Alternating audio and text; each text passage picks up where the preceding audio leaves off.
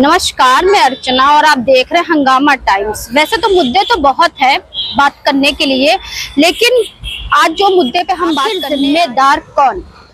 बहुत बड़ा सवाल है कि अगर हमारे साथ में कोई दुर्घटना या कुछ ऐसा हो जाता है जिसका जिम्मेदार हम किसको ठहराते हैं? शासन को ठहराते हैं। हाल ही में एक कार्यक्रम में हम गए थे जहां पे उत्तर प्रदेश के उप मुख्यमंत्री ब्रजेश पाठक आए हुए थे, भूतपूर्व सैनिकों की रैली में आए हुए थे। तो उनका स्वागत से सभी सैनिक वहां मौजूद थे, जहां पे हमारे देश के मुखिया यानी कि प्रधानमंत्री नरेंद्र मोदी और हमारे उत्तर प्रदेश के मुखिया यानी कि मुख्यमंत्री आपका योगी आदित्यनाथ कहते हैं कि जो हमारे देश के जवान है, जो सीमा पर खड़े रहते हैं, 24 घंटे तैनात रहते हैं, वो हमारे देश की आत्मा है और हमारे देश की रीढ़ की हड्डी है। जब ऐसे जो सवाल होते हैं जिनको लेकर के भारत सरकार बहुत सारे जो है बहुत बड़े बड़े दावे करती है, लेकिन जब जमीनी स्तर से हम देखते हैं जो हमारे सैनिक है, क्या उनके साथ में भारत देश की सरकार न्याय कर रही है?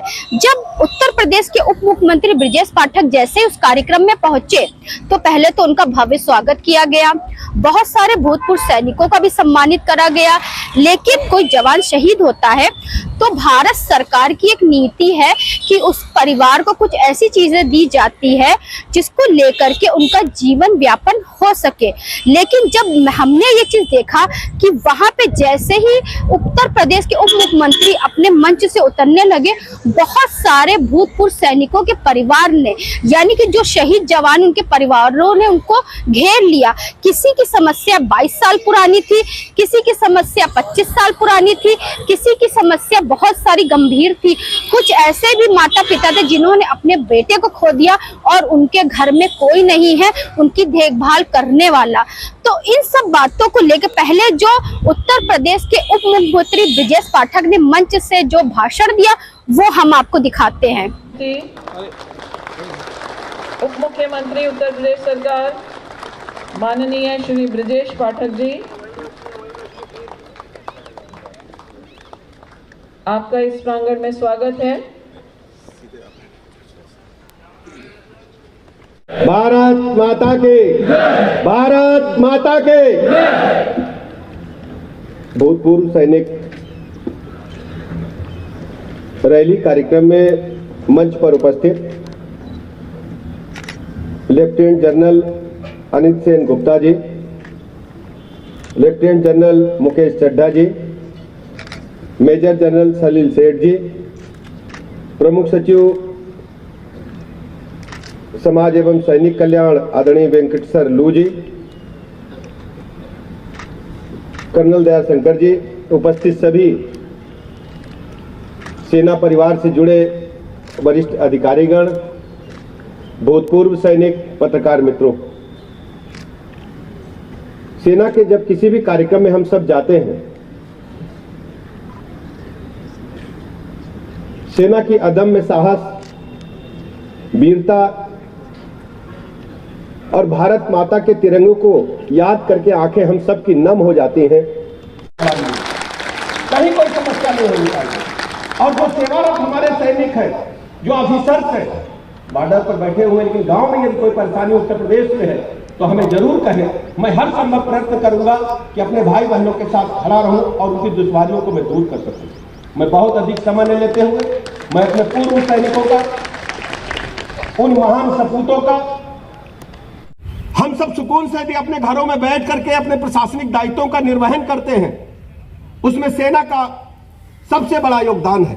तो हमारी आप सबकी जिम्मेदारी है कि भारत माता के वीर सपूतों में भारत माता की आकृति को, उनकी चेहरे को देखते हुए हर स्थिति में हमारे भूतपूर्व सैनिकों का सम्मान करते हुए उनकी जीवन की दुश्वारियों को दूर करने का हर संभव प्रयास हम सबको करना चाहिए और यह समवेत प्रयास होना चाहिए, दिखना भी चाहिए। मैं आपको भरोसा दिलाता हूं, स्वास्थ्य की दृष्टि से कहीं भी कोई दिक्कत हो आप हमें तत्काल बचाएं। मैं बैठे बैठे अभी मन में सोच रहा था, क्योंकि हेल्थ सेक्टर हमें देखने का अवसर उत्तर प्रदेश सरकार में मिला है। हमारी सरकार के जितने भी डिस्ट्रिक्ट हॉस्पिटल्स हैं वहां पर निःशुल्क चिकित्सा सेवाएं सभी प्रकार की उपलब्ध हैं। टर्सरी केयर के जो हॉस्पिटल्स हैं, संस्थान हैं, वहां भी उच्च कोटि की चिकित्सा व्यवस्थाएं उपलब्ध है। हम अपने उच्च अधिकारियों से कहना चाहेंगे, यहां पर हमारे प्रमुख सचिव किसी आपके संबंधित विभाग के हैं, हमारे स्वास्थ्य विभाग के प्रमुख सचिव नहीं है, लेकिन आज ही हम उनसे चर्चा करेंगे कि हमारे सभी हॉस्पिटल्स में भूतपूर्व सैनिकों के लिए अलग से कोई काउंटर का व्यवस्था हो, जिससे उन्हें स्वास्थ्य समस्याओं के निराकरण में कहीं कोई दिक्कत नहीं। और बहुत बहुत धन्यवाद सर। और दादा का नंबर अभी इसके बाद जैसा कि उप मुख्यमंत्री जी ने आश्वासन दिया है कि अतिशीघ्र आपकी समस्या का निराकरण होगा। आप सभी से अनुरोध है अपने स्थान पर बने रहें। ठीक है,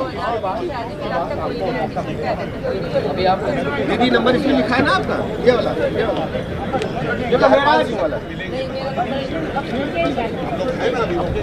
आप बोल दीजिए, बोलिए, उनका कोई नहीं है, लिख दे दी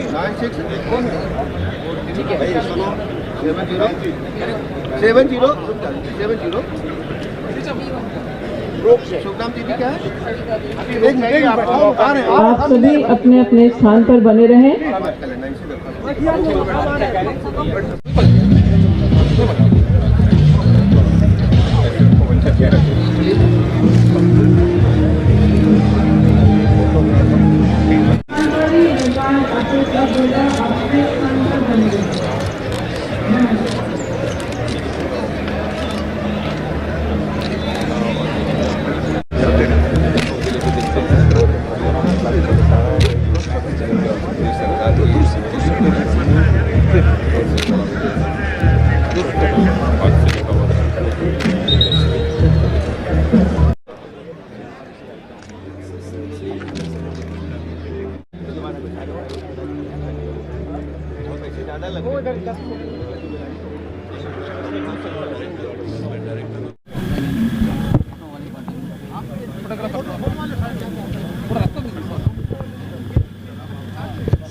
रास्ता दे दो, ले लो।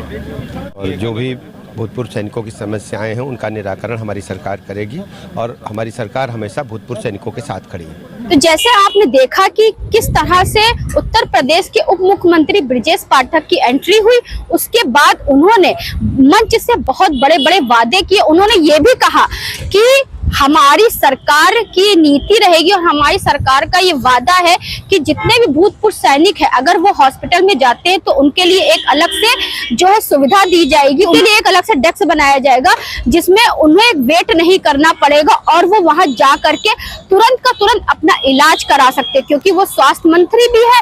तो उन्होंने इस चीज को लेकर बहुत बड़ा वादा भी कर दिया। अब ये वादा कब पूरा होगा ये तो देखने की बात है, लेकिन हम आपको जो जमीनी हकीकत दिखा रहे हैं वो स्क्रीन पे आप देख रहे हैं कि जैसे ही उत्तर प्रदेश के उप मुख्यमंत्री ब्रजेश पाठक ने तिरंगा झंडा यानी कि बलून को छोड़ा, उसके बाद सभी भूतपूर्व सैनिक के परिवार उनको घेर लिया। उन्होंने उनकी समस्याएं पढ़ी भी, कुछ समस्याएं उन्होंने ली भी, अधिकारियों से भी आप जैसे स्क्रीन पे देख रहे हैं कि अधिकारियों से वो बात कर रहे हैं।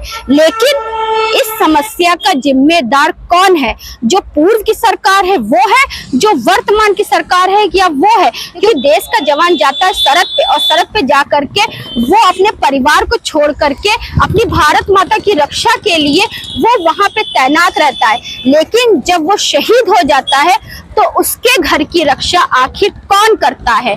सबसे बड़ी जिम्मेदारी है उसके घर की रक्षा और उसके घर का पालन पोषण। तो आखिर उस घर के परिवार की जिम्मेदारी कौन लेगा? सबसे बड़ी जिम्मेदारी का सवाल ये है। तो हमारी कड़ी आखिर जिम्मेदार कौन है? पूर्व की सरकार है या जो वर्तमान की सरकार है वो है? तो ऐसे हम आपको दिखाते रहेंगे आखिर जिम्मेदार कौन है, क्योंकि बहुत बड़ा सवाल है कि इतनी सारी दुर्घटनाएं होती है, इतनी सारी समस्याएं होती हैं, तो सभी समस्याओं का जो है जिम्मेदार सिर्फ शासन या प्रशासन नहीं होता, कुछ जिम्मेदारियों के जिम्मेदार हम खुद भी रहते हैं। हंगामा टाइम्स की तमाम खबरों को देखने के लिए हंगामा टाइम्स को सब्सक्राइब कर लीजिए और बेल आइकन दबा लीजिए। अगर आपको ये वीडियो अच्छा लगा हो तो लाइक बटन प्रेस कर अपनी प्रतिक्रिया हमारे कमेंट बॉक्स में देना मत भूलें।